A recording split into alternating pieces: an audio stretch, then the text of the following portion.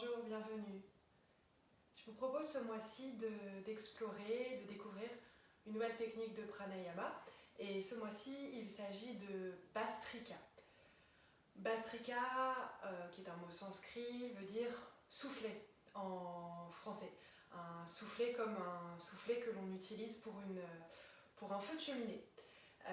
La technique consiste à faire avec sa cage thoracique les mêmes mouvements que les mouvements du fameux soufflet. Le mois dernier, je vous ai proposé de découvrir un pranayama qui s'appelait Kapalabhati, dans lequel on travaillait avec la sangle abdominale pour avoir des expirations actives. Ce mois-ci, dans Bhastrika, on va travailler avec la cage thoracique pour avoir des inspirations actives et des expirations actives. Je vais revenir un peu plus en détail sur la technique dans quelques instants, mais d'abord, je voulais vous dire de Bhastrika que c'est un pranayama qui fait partie de la série des pranayamas énergisants. Donc c'est un pranayama qui va, en cas de coup de fatigue, de coup de mou, même psychologique, même émotionnel, même mental, redonner de la vigueur, redonner de l'entrain, redonner de l'envie. Donc c'est un pranayama qui est très, très intéressant à cet égard-là. C'est un pranayama aussi qui va stimuler les organes et les muscles de l'abdomen. C'est un pranayama, mais comme tous les pranayamas, qui va aider à développer la capacité respiratoire, qui aide à développer la concentration et l'attention.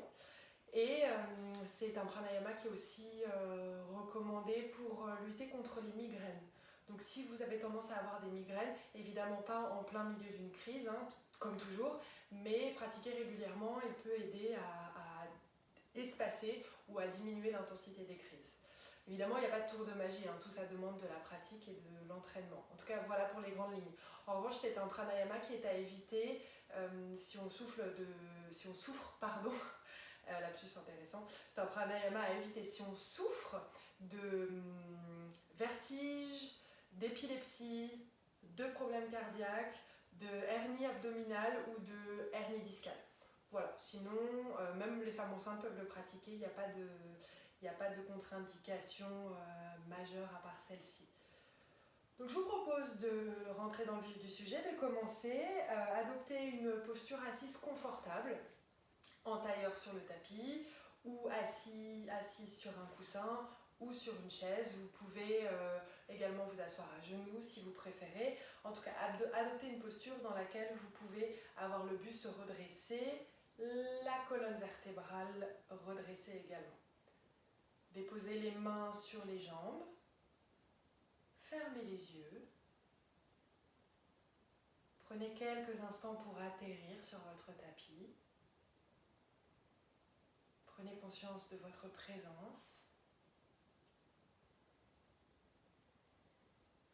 Prenez conscience de votre état physique, mental, émotionnel. Puis observez votre respiration. Comme toujours, on inspire et on expire, sauf exception par le nez.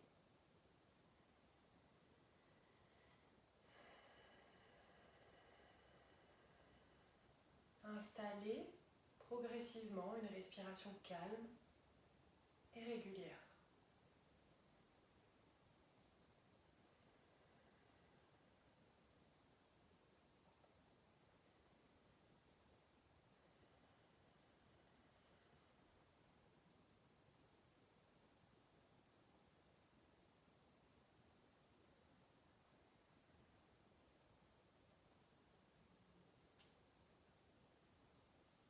Observez les mouvements induits par la respiration dans l'abdomen et les mouvements induits par la respiration dans la cage thoracique.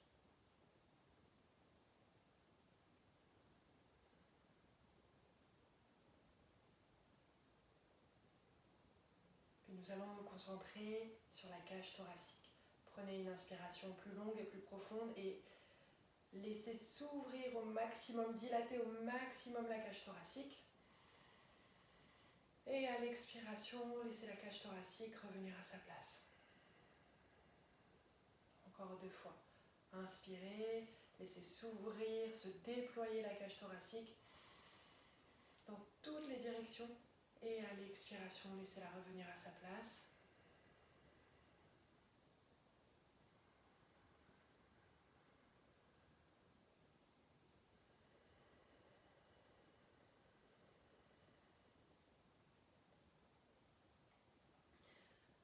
Pour réaliser Bhastrika, on va donc se concentrer sur la cage thoracique. Je l'évoquais tout à l'heure, Bhastrika, c'est le soufflet. Donc on va faire avec sa cage thoracique des mouvements de soufflet. À l'inspiration, on dilate et à l'expiration, de manière dynamique, on remet la cage thoracique à sa place.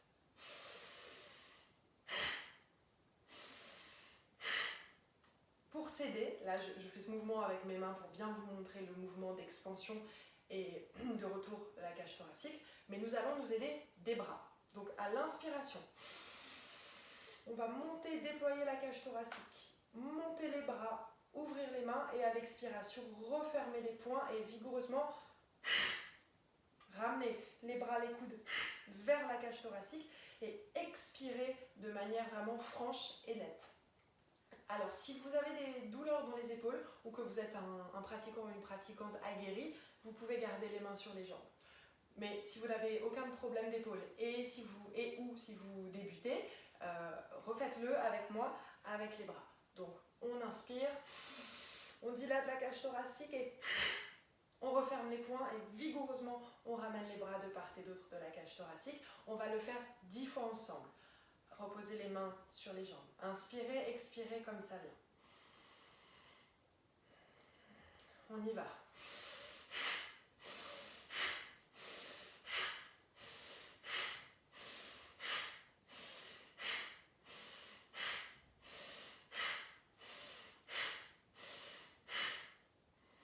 Réinspirez, expirez, relâchez les bras. Et observez vos sensations, la chaleur que vous ressentez peut-être.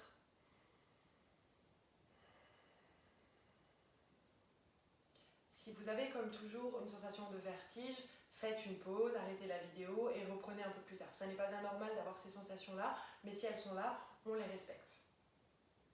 Et dès que ça va mieux, et si tout va bien, nous allons recommencer 10 fois. Inspiration active, expiration active avec la cage thoracique qui s'ouvre, qui se déploie, qui se referme, qui se déploie, qui se referme, qui se déploie, qui se referme. C'est parti. On commence toujours par une inspiration et une expiration libre. Et on y va ensemble 10 fois.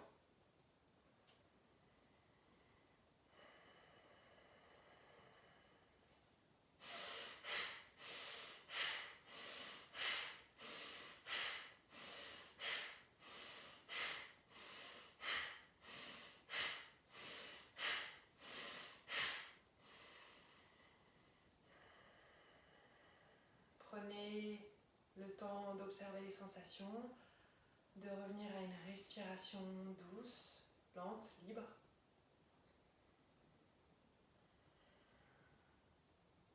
Et comme à chaque fois, avec la pratique, nous pouvons augmenter la durée des cycles.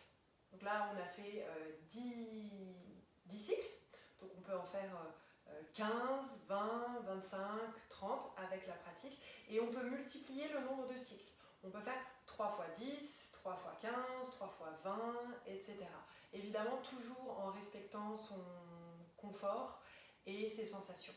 Nous allons le refaire une dernière fois ensemble. Et avec la pratique également, on peut varier l'intensité et la cadence de ces respirations. Donc si vous débutez ou que vous êtes peu aguerri ou pas très à l'aise, allez lentement et faites seulement 10 cycles. Si vous êtes un peu plus à l'aise, vous augmentez petit à petit la rapidité.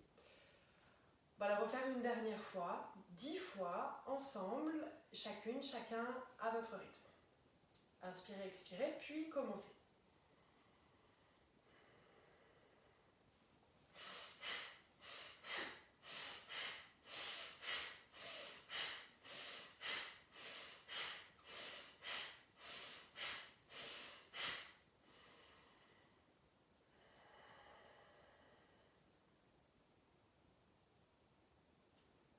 Observez vos sensations, Sentez si quoi que ce soit se manifeste. Des petits picotements dans les mains, par exemple. Une vague de chaleur. Peut-être la tête qui tourne un petit peu. Si vous avez des difficultés, que vous le pratiquez pour l'instant beaucoup avec la gorge, vous risquez de vous irriter et vous ne serez pas à l'aise. Pensez vraiment à faire cet exercice, ce pranayama, par le nez, comme si vous vouliez souffler des bougies d'anniversaire par le nez. Vraiment, c'est très intense et ça se fait par les narines. Donc si besoin, vous vous mouchez avant, vous vous nettoyez le nez ou vous attendez que votre rhume soit passé. Voilà pour la difficulté principale et le reste viendra avec la pratique. Donc pour récapituler, Bastrika, le pranayama du soufflet, est un pranayama énergisant dans lequel on va ouvrir la cage thoracique à l'inspiration et refermer la cage thoracique à l'expiration. Inspiration et expiration active. Vous pouvez commencer en faisant 3 fois 10 cycles de respiration, comme nous venons de le faire, à un rythme qui vous convient. Petit à petit, vous pouvez aller un petit peu plus vite, et puis après faire 3 fois 15 pendant plusieurs jours, 3 fois 20, 3 fois 25, en variant les intensités. Et comme toujours, faites attention à vous, faites attention à vos sensations, et si vous sentez que la tête tourne et que ça suffit, eh bien, arrêtez-vous et reprenez plus tard ou quelques jours après. J'espère que c'est clair. Comme toujours, n'hésitez pas à me faire signe si vous avez des questions par mail, par WhatsApp, par Instagram, par Facebook. N'hésitez pas, vous savez où me trouver. Merci beaucoup.